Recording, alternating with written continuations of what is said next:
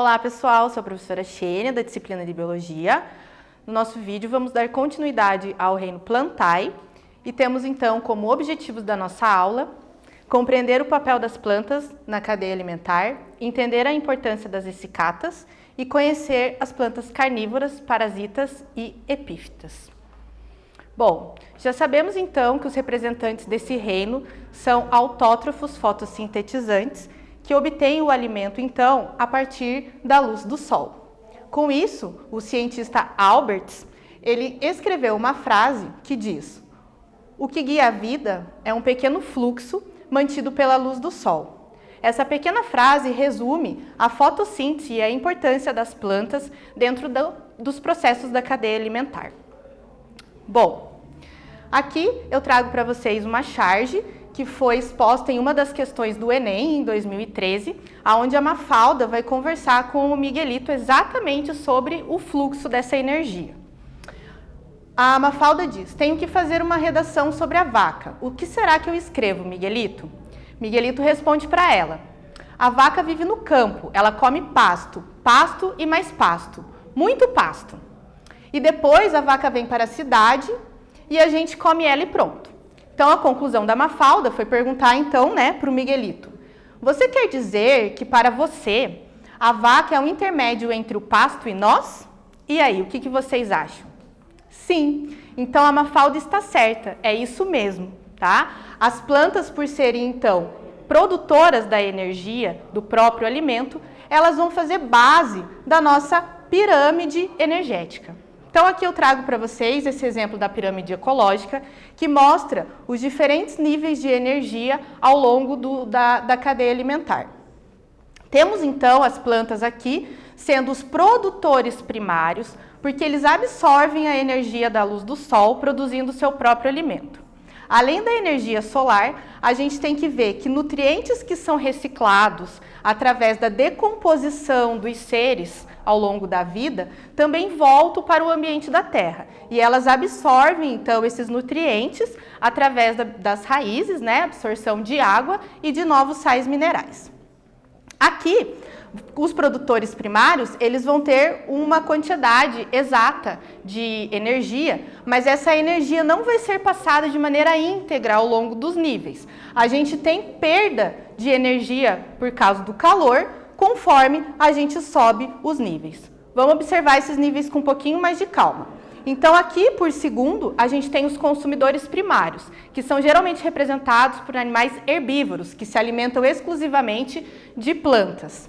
Em segundo, a gente tem os consumidores secundários, que são os animais que vão se alimentar, então, são os carnívoros, que se alimentam desses animais herbívoros. Assim, a gente mantém um fluxo de energia que está sendo passado ao longo desses níveis, lembrando sempre que parte da energia vai ser perdida na forma de calor. Então, a porcentagem mostra para a gente o quanto que a gente transfere de energia ao longo dessa cadeia alimentar. Bom, com isso, pessoal, estudar as plantas é extremamente importante. As essicatas, elas são uma maneira da gente armazenar amostras de plantas que são coletadas pelos pesquisadores. Essas plantas, elas vão ser prensadas e secas em estufas, vão ser fixadas em um papel, classificadas e depois catalogadas, aonde ficam armazenadas então em herbários, que são locais aonde essas essicatas ficam armazenadas na forma de coleção. Mostrando aqui para vocês, então, a gente vê essa planta fixada no papel branco e aqui a gente tem toda a parte de identificação. Nessa identificação cabe o nome da espécie, o nome do pesquisador, a data de coleta e algumas informações sobre o ambiente onde essa planta foi coletada. Sendo assim, a gente tem informações sobre as mais diversas formas vegetais, que é importante para o estudo de botânicos e ecólogos, do estudo do reino Plantae, ok? Então, pensando nisso, nas essicatas, vamos ver o que eu trouxe para vocês de exercício. Você já reparou na grande diversidade de plantas que existem à sua volta? Sabia que a identificação e a catalogação destas plantas é fundamental, então, para áreas de botânicas e ecologia também? Então, lembre-se, o que são essicatas? Onde ficam armazenadas e qual é a importância delas? Então, segue um tempinho aí para vocês responderem a esse questionamento.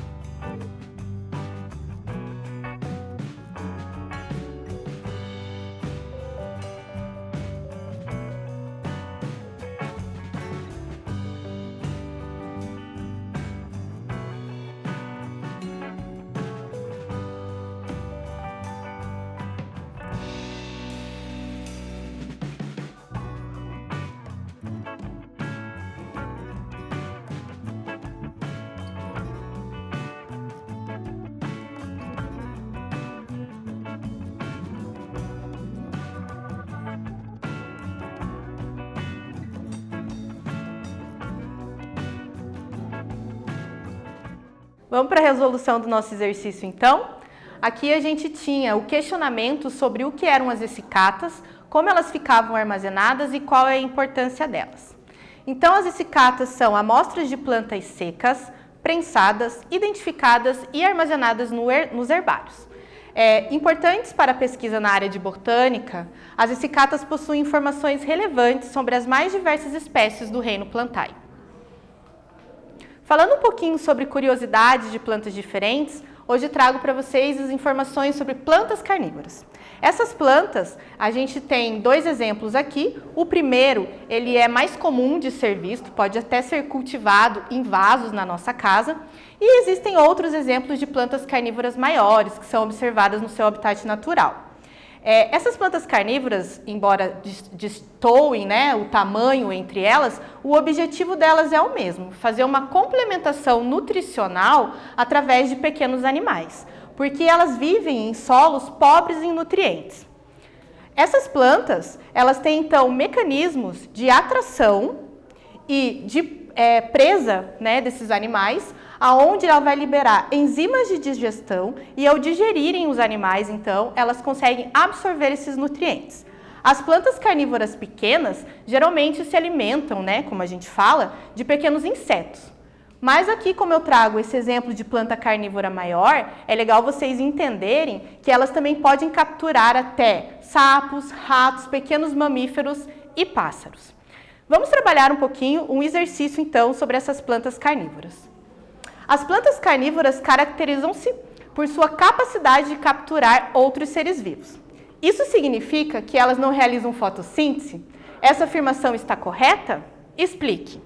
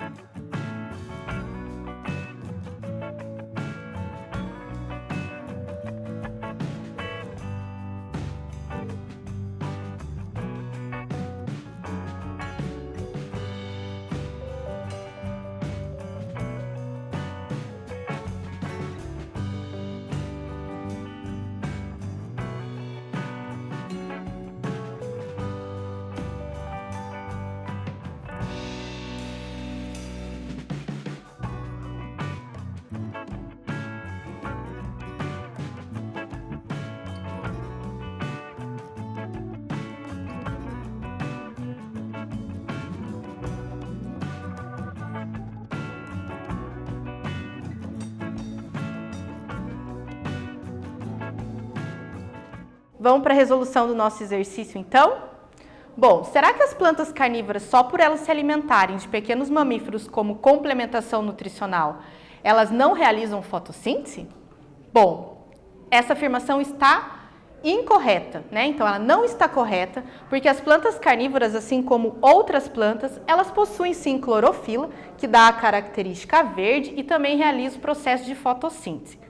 A obtenção de outros animais do meio serve só para complementação nutricional. Continuando a nossa aula sobre as curiosidades, a gente vai falar um pouquinho sobre as relações ecológicas que essas plantas podem ter. Relações interespecíficas são relações entre espécies diferentes. Aqui a gente vai ter dois exemplos principais. O inquilinismo, ele vai trazer benefício para uma das espécies, mas sem causar dano a outra espécie. E o parasitismo já é o contrário. A gente vai ter associação sim de duas espécies, mas a espécie parasita, ela vai se alimentar às custas de outra espécie, que é chamada de hospedeira. Tá? Então, uma das espécies, a parasita, causa prejuízo à espécie hospedeira. Eu trago de exemplo para vocês, então, como um exemplo de inquilinismo, as plantas epífitas, tá? Epi vem de acima e fito vem de planta. Isso significa que essas plantas elas vão fazer uso de outros vegetais apenas para suporte. Então, aqui a gente tem o exemplo das bromélias e das orquídeas, que são muito comuns a gente observar em troncos de árvore, mas elas não fazem remoção, não retiram nenhum nutriente, nenhuma substância dessas plantas onde elas vivem. É uma relação de inquilinismo, de harmonia entre elas. Em relação às plantas parasitas, agora a gente já tem essa diferença, né? Porque as plantas parasitas, elas vão roubar a seiva, os nutrientes das plantas onde elas vão estar associadas. Eu trago dois exemplos. O primeiro é o cipó, que eu acho que é um dos mais comuns que a gente consegue observar aí nas árvores ao caminhar pelas calçadas da cidade. E eu também trago como curiosidade a planta fantasma. Ela recebe esse nome porque, diferente do cipó, a planta fantasma ela não realiza fotossíntese. Ela é uma planta que tem essa exclusividade aí da ausência, então, dos cloroplastos. Estas plantas fantasmas, elas têm que absorver totalmente os nutrientes da planta hospedeira. Já os cipós, eles realizam fotossíntese, mas também roubam as seivas da planta hospedeira. Então, eu trago outros exemplos de plantas parasitas, tá? Como o cipó chumbo, a gente também consegue lembrar aí, né, dos nossos passeios em meio à mata. E aqui a gente tem o visco, que também é muito comum. Então, existem bastante, tá? Existem aí aproximadamente 300 espécies de plantas que são parasitas. Pensando então nos exercícios, vamos para o nosso terceiro questionamento. Ao olhar para uma árvore, você viu que algumas bromélias estavam morando em uma relação harmônica com ela, enquanto que outras plantas, por exemplo, como o cipó-chumbo, elas vão sugar a energia da planta hospedeira. E aí, qual que é a diferença existente entre essas plantas? As que só moram e as que sugam os nutrientes. Agora é com vocês.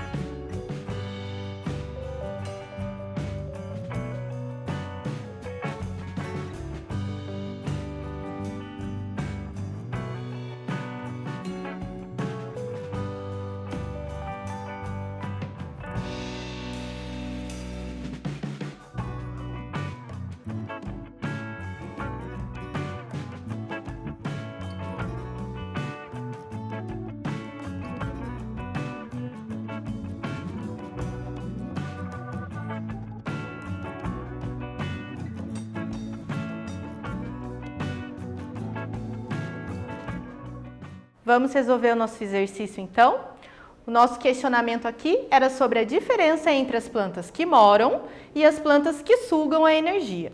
Então eu trago a visão de plantas parasitas como as que sugam os nutrientes e as plantas epífitas que são as que fazem morada sem causar nenhum prejuízo. Então temos aqui as plantas parasitas, diferente das plantas epífitas, retiram nutrientes da planta parasitada. No caso das plantas epífitas, elas utilizam outra planta apenas como suporte, sem remover nutrientes. Elas vivem então em harmonia, representando um caso de inquilinismo. Podemos concluir com a aula que as plantas, elas são organismos que podem converter a luz do sol em alimentos para os outros seres vivos, servindo então como base da nossa cadeia alimentar, porque elas são produtores da própria energia. E elas também estabelecem relações com outras espécies. Isso é legal porque essa relação entre espécies diferentes do reino Plantae pode fazer com que sua casa tenha um belo jardim. Use a sua criatividade na construção aí de um belo jardim para vocês.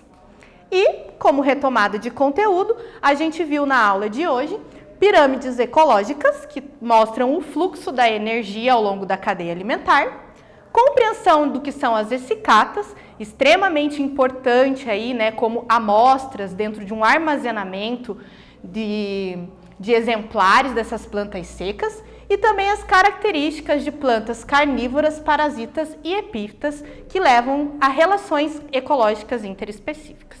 Então é isso, galerinha. Desejo para vocês bons estudos e até o próximo vídeo.